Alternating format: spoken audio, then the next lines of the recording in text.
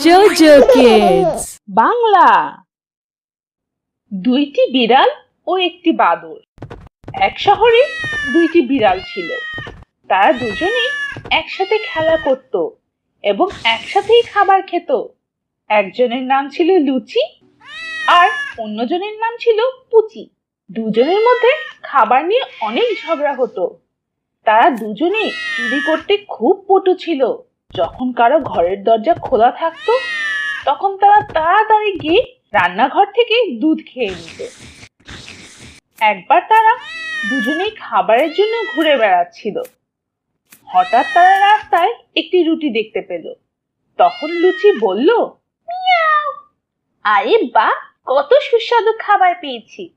আমার তো খাবারের ব্যবস্থা হয়ে গেছে। পুচি বলল, কি বললে? এই রুটি আমার, এটা আমি প্রথমে দেখেছি। তুমি যাও এখান থেকে।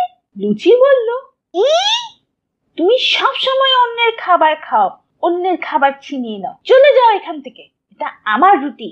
আমাকে বোকা বানাবে না।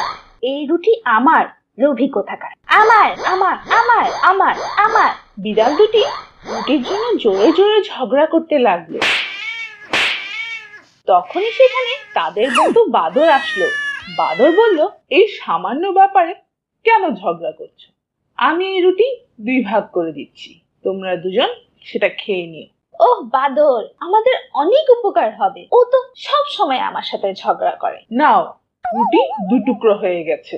না না, এখানে এক খণ্ড ছোট আছে।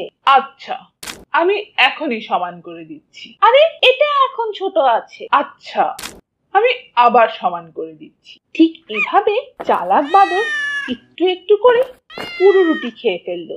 আর বিড়াল দুটি এটা দেখে দুঃখ করতে লাগলো।